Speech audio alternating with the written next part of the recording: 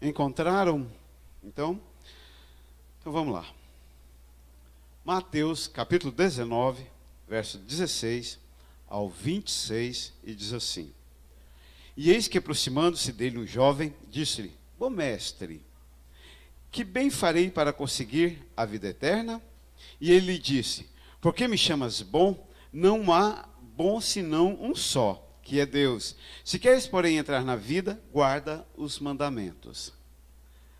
Verso 18, disse-lhe ele: Quais? E Jesus lhe disse: Não matarás, não cometerás adultério, não furtarás, não dirás falso testemunho.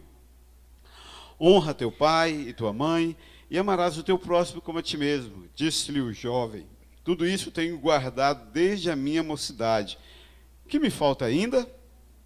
21. Disse-lhe Jesus: Se queres ser perfeito, vai, vende tudo o que tens, dá aos pobres, e terás um tesouro no céu. E vem e segue-me. E o jovem, ouvindo esta palavra, retirou-se triste, porque possuía muitas propriedades. Disse então Jesus aos seus discípulos: Em verdade vos digo que é difícil entrar um rico no reino dos céus. E outra vez vos digo que é mais fácil passar um camelo pelo fundo de uma agulha do que entrar um rico no reino de Deus. Os seus discípulos, ouvindo isto, admiraram-se muito, dizendo: Quem poderá, pois, salvar-se? E Jesus, olhando para eles, disse-lhes: Aos homens é impossível, mas a Deus é possível. Muito bem, esse texto, ele é um texto até um pouco confuso, e a maioria das pessoas, quando rememoram ou ressuscitam esse texto, é para dizer que os ricos não entrarão no reino dos céus. E ele ficou conhecido como o texto que manda os ricos ir para o inferno. E Jesus não estava dizendo isto. Se vocês lerem a próxima passagem, no outro evangelho, quando é mencionado o mesmo texto, ou se estudarem esse a miúdo, vão perceber que o problema não é ser rico ou ser pobre. O problema é amar a riqueza ou amar a pobreza. Porque o que tem de pobre soberbo também é uma miséria, né? Você não pode olhar que já se estrepa, que já evoca todos os seus direitos, né? Então, essa não é a questão. Mas o texto ele é muito mais do que isto. E de uns 4 meses para cá, nós estamos, desde as lives no Instagram, nós estamos lutando aí com a graça, não é? Nós estamos aí vivendo a graça, buscando a graça, tentando entender cada dia mais a graça. E essa semana eu fiz uma enquete aí com alguns teólogos, e com alguns teólogos práticos que estão nos assistindo, e a pergunta era: se a salvação é pela graça, por que o jovem rico então deveria vender tudo o que tinha para dar aos pobres? Você já pensou nesse fato? De repente chega alguém aqui com um currículo quase impecável, ele cumpriu os mandamentos, ele observava a lei, entretanto ele estava em busca do que lhe faltava para herdar a vida eterna, e Jesus olha para ele e diz assim: vende tudo que você tem, dá aos pobres, então terás a vida eterna.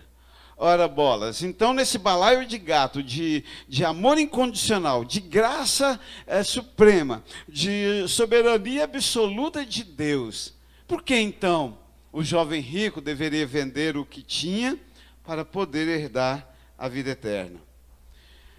E a pergunta dele é interessante, ele simplesmente pergunta: bom mestre, que bem farei para conseguir a vida eterna? Ele precisava dessa resposta. E a resposta que Jesus dá para ele não é necessariamente a verdadeira. Então Jesus mentiu? Não. Jesus inquiriu, ou fez um inquérito, ou Jesus simplesmente ele trabalhou com aquele indivíduo para que ele entendesse o que era o favor de Deus. Jesus dá uma resposta, aliás, dá uma pergunta, né? Vende o que tem, você é capaz de vender o que tem? Você é capaz de modificar a sua vida? A resposta para essa pergunta era simples e clara. O que eu preciso fazer para herdar a vida eterna? É nada. Eu não preciso fazer nada. Eu nunca precisei fazer nada. Mas Jesus sabia que o jovem, ele tinha uma resposta de tudo que ele havia falado. Eu me lembro do seu de Deus, pai da Sandra, um dia que eu fui lá almoçar, há muitos anos atrás, assim que eu cheguei aqui, ele era bem mais jovem, e ele tinha se alegrado antes do almoço, e ele chegou para mim assim e disse assim: olha, pastor, eu não preciso ir para a igreja, você nunca viu falar de chegar uma conta aqui na porta da minha casa. Pronto, está resolvido. Ele cumpriu um dos mandamentos, não vai dever para ninguém. Eu ainda não dei conta de cumprir esse mandamento. Sempre tem uma dívida aqui, outra acolá, ou duas, ou três, enfim. Mas ele estava pronto para ser salvo, ele não devia para ninguém. Alguns de nós aqui estamos prontos para ser salvos porque nunca adulteramos. Outros de nós aqui, a maioria de nós eu acho, estão prontos para ser salvos porque nunca mataram. Você, na verdade, está pronto para ir para o inferno. Porque para ser salvo, a resposta é nada. Talvez, se aquele jovem não fosse, o problema dele não era riqueza, era soberba. Talvez se ele não fosse soberbo, Jesus teria olhado para ele simplesmente como olhou para Nicodemos. Era um outro jovem rico, um jovem senhor rico, famoso, importante. E Jesus olhou para ele e deu a resposta correta: é preciso nascer de novo. E os dois carregam o mesmo estigma, de não aparecer com Jesus Cristo posteriormente. Então acredita-se que nenhum dos dois encontrou a vida eterna. Um recebe uma resposta filosófica para pensar, o outro recebe uma resposta clara: nada. O que você precisa é nascer de novo, e nasce-se de novo na cruz do Calvário, encontrando Jesus Cristo, apropriando-se, né, Elaine? Apropriando-se da verdade de que Cristo subiu à cruz, de que Cristo aceitou tomar o nosso lugar para que nós vivêssemos. Então a resposta é simples para essa pergunta: bom mestre, que bem farei para conseguir a vida eterna? Nenhum bem, nada. Aliás, Isaías escreve que todos os nossos atos de justiça são feitos como trapos de imundícia, não servem para nada, de nada diante de Deus. O que nós precisamos é encontrar essa verdade que Nicodemos também não encontrou. A simples verdade de nascer de novo e encontrar Cristo na cruz do Calvário. Nós somos salvos pela graça de Deus. E o que é graça? Graça é favor imerecido. Nós cantamos isso, vida imerecida. É a mesma coisa de favor imerecido. Eu não merecia ser salvo. Contei para vocês nesse sangangu de comprar casa. Um dia eu estava saindo aqui da igreja, quase arranquei o portão. Aqui na porta, é incrível como 15 segundos muda toda a vida. Inclusive o destino eterno. Inclusive a nossa proximidade com Deus. Daqui, do meu estacionamento, o estacionamento pastoral, exclusivo, ai de quem pôr o carro ali naquele lugar, até no portão. E foi um dia que tinha, dá certo, não dá certo, dá certo, dá certo, o corretor liga, não liga, enfim.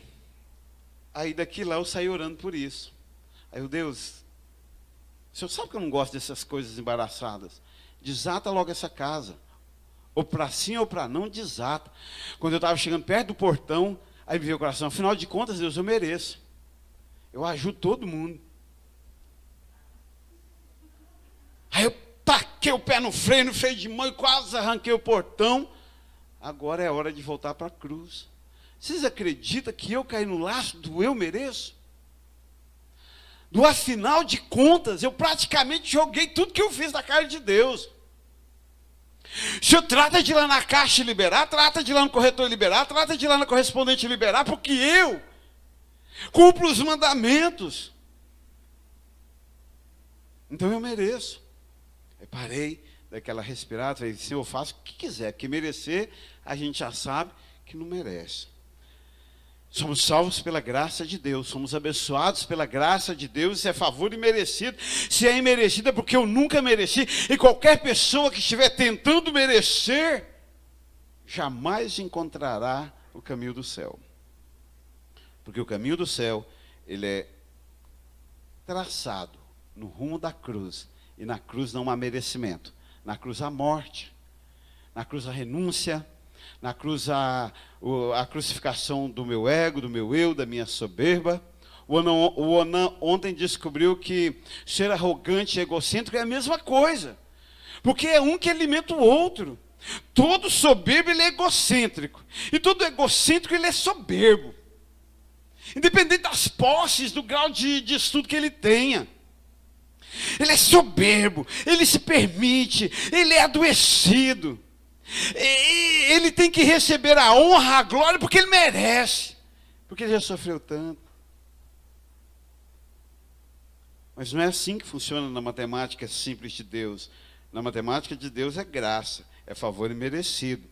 Mas a graça, esse favor imerecido, ele traz um revestrez. Porque eu não posso simplesmente olhar para o jovem e dizer um jovem qualquer. O Vitor não é bom igual ele. Vamos achar qual é o pecado do Vitor. Não matarás. Tá empate. Não cometerás adultério. Tá empate, eu acho. Não furtarás. João Gabriel já não passava. Uma vez ele furtou da avó dele para a festa junina lá da escola. O Vitor também? Já bomba. Não dirás falso testemunho. O Vitor já está no inferno, mais do que nota de R$13. Mas não acaba aí não. Honra teu pai e tua mãe. Fala assim, louvado seja Deus pela sua graça. Fala. Se não fosse ela, estava no inferno. Reprovou. Amarás o teu próximo como a ti mesmo. Já está reprovado esse menino. E o jovem tinha passado em todas. Então ele não era um jovem qualquer. Mas a graça de Deus traz um revestrez sobre toda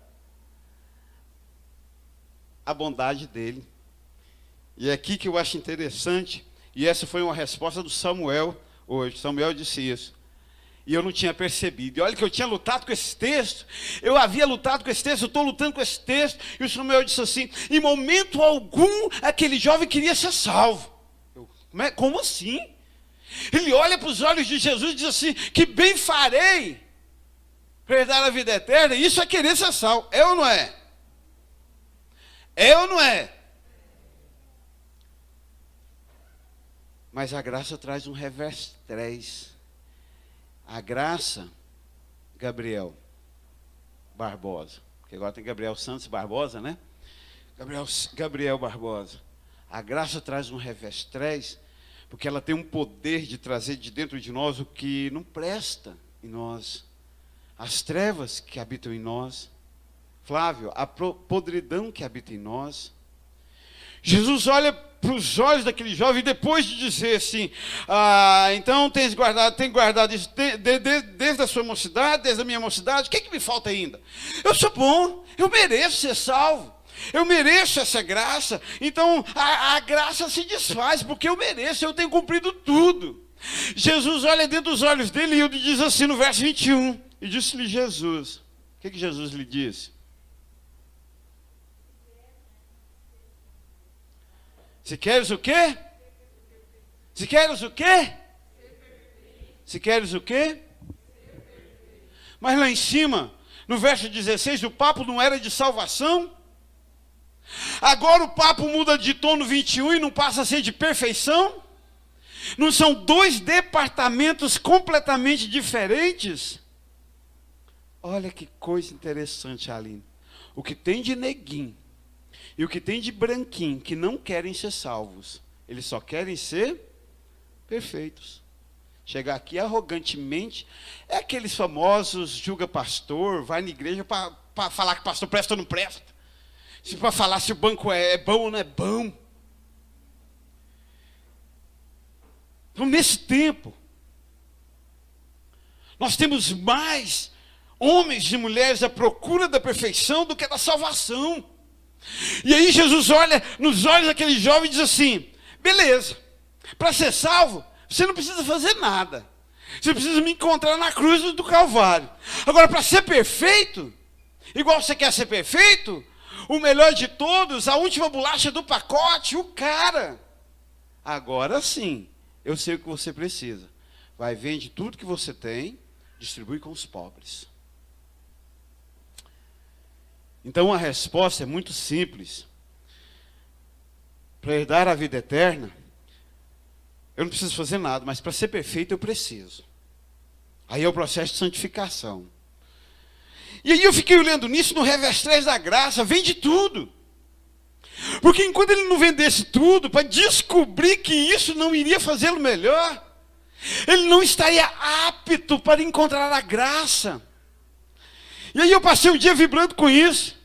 Me parece então, Claudinei, que enquanto esse revés 3 da graça não invade a minha vida e não me leva a vender tudo, eu não estou apto para olhar para Cristo e entender que Ele abriu mão do trono celestial para habitar entre os homens, para se fazer carne, para morrer na cruz, para tomar sobre si os nossos pecados e nos fazer filhos adotivos de Deus pela sua morte e pela sua ressurreição. A graça, em momento algum a graça nos isenta de sofrermos as duras e aflitivas entregas das reservas do coração. Vende tudo, nada mais é do que entregar hoje, aqui agora, aquelas reservas que estão dentro do teu coração. Estávamos conversando ali na porta com o Anan ali, sobre as lições, né? No final de ano nós gravamos já até a lição do dia 3 de janeiro. Tá tudo lá, a gente tá mais chique porque é Beyoncé. Tá lá tudo para estrear no YouTube, né? Vai ter que esperar estrear, porque agora nem eu, né? Ele tem que esperar dar uma data para estrear. Mas como nós gravamos muitas lições, a gente não lembra mais o que falou. Eu sei que eu falei mal a Carol, não sei se foi nesse domingo, no domingo que vem, no outro ou no outro, mas em algum momento nós fritamos ela. Já falamos mal dela? Já falamos mal do Anan? Não, eu falo agora, nesse domingo. Não, então ainda vem. Aguarde os próximos capítulos da lição da Escola Bíblica. Né? Que em busca de Timóteo está mais. Vamos sacrificar alguns irmãos para ver se sangrando eles viram Timóteo. Mas enfim. E aí a gente falava disto. Dessa coisa de que ninguém será Timóteo. De forma alguma, ninguém será Timóteo enquanto não entregar as reservas do coração. Sabe por que não vai ser Timóteo enquanto não entregar as reservas do coração? Em alguma lição aí nós falamos isso. Porque Deus não recebe a oferta de gente arrogante. E se Deus não recebe a oferta, muito menos o seu trabalho, muito menos a sua ajuda, muito menos você. Então, a graça é a entrega das reservas. É as duras e aflitivas entregas das reservas. A graça, ela não nos manda fazer nada. Mas o amor de Cristo vem e nos constrange a apresentar-se diante de Deus de forma melhor. Não de mãos vazias, não de coração apodrecido, não de alma em trevas. É isso que acontece com o jovem rico, toda a sua arrogância, prepotência e santidade humana cai por terra. Porque sabe por quê, Gabriel Santos? Porque você vai ler a Bíblia de capa, de Gênesis a Apocalipse, e em momento algum você vai encontrar Deus procurando homens perfeitos. Mas, ao mesmo tempo, se você ler a Bíblia de Gênesis a Apocalipse, você vai encontrar Deus em todas as páginas procurando homens e mulheres com corações quebrantados e contritos. Que aprenderam a dizer, sim, Deus, eis-me aqui. Pode me enviar, pode me comissionar. A graça, ela não pede nada de você. Ela te dá imerecidamente a salvação. E automaticamente o amor de Cristo vem e nos constrange a entregar todas as nossas reservas à sua glória, no seu altar. É duro, é aflito, é constrangedor, é sofrimento de lacerar o coração para servir a Jesus Cristo. Para mim, que fui criado numa família Braga, bem Braga, tradicionalmente Braga, que é Braga raiz, que nós nascemos autossuficientes, levou anos para entender que nada que eu fizesse poderia mover Deus em minha direção, mas que o mero olhar de Deus para mim me moveria total na direção dele. Sabe? O que o jovem rico não entendeu é que Jesus não estava procurando gente perfeita, não. Ele estava procurando homens e mulheres que tivessem coração de entrega. Ainda que fosse causasse dor, ainda que fosse duro, ainda que causasse sofrimento. Mas parar com esses chiliques humanos, com essa natureza humana. Gosto mais da música do Sérgio Lopes, eu luto contra a minha própria alma, contra a natureza humana que há em mim. É interessante o ímpio, né? O ímpio é um ser cheio de direito, magoado, exigente. Cristão não. Falamos do cristão autêntico, do Timóteo, do cristão que serve a Jesus. Ele é um ser servo, de entrega. Estava contando, numa das lições aí, de um líder, até bem conceituado, só não podemos dizer o nome, viu, Malícia? Mas Malícia é mesmo. Eu acabo de contar a história, ela conta o nome ali, né? Aí eu olhei para ele e falei assim, irmão, põe as luzes ali no azul, ó, tá piscando ainda na hora do culto. Ele olhou para mim e disse assim, profundamente nos meus olhos, o controle está ali, ó, arruma lá.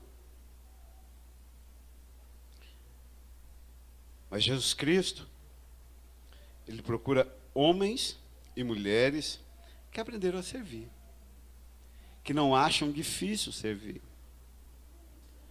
que não acham custoso servir. Deitar-se na graça sem a ação de Cristo em nós é ilusão religiosa. E aí, em contrapartida, nesse balaio de amor imerecido, incondicional, de laços de amor eterno, de escolha, de graça, aquela soberania de Deus que veio e me tirou das trevas e me pôs na luz, aí me levou a observar a mim mesmo, os meus merecimentos, olhar para a humanidade e perceber que, lamentavelmente, ainda existem pessoas que deitam-se na graça sem a ação de Cristo. Numa matemática, acham que são salvas porque, e não percebem que vivem uma mera ilusão religiosa. O Atmani diz isso profundamente. É uma experiência religiosa ou é uma ilusão religiosa?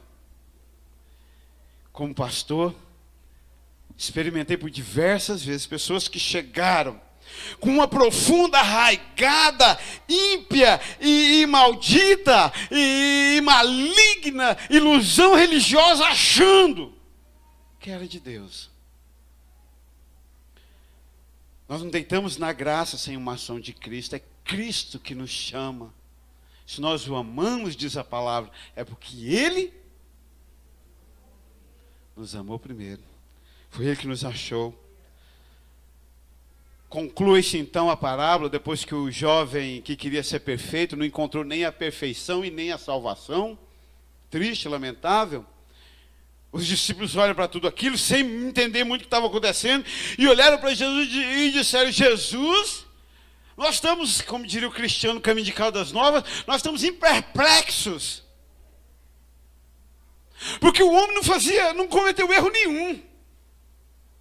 Não deu conta de ser salvo, então nós estamos lascados. Quem poderá salvar-se, no verso 25? E aí Jesus conta para eles que a salvação só é possível vinda de Deus. Enquanto você não receber de Deus a salvação na sua vida, ainda não houve salvação em sua vida. Uma coisa interessante que eu anotei hoje também nas diversas pesquisas que eu fiz sobre esse texto, sobre por que ele tinha que vender tudo, se é pela graça. Cheguei com uma pessoa dessas que eu estava entrevistando online, chegamos a uma conclusão.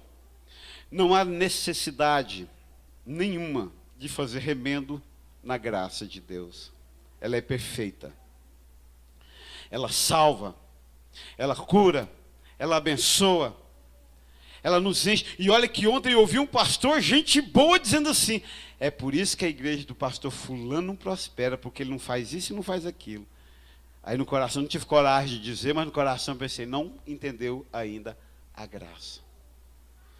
Não há necessidade de fazer remendo na graça de Deus.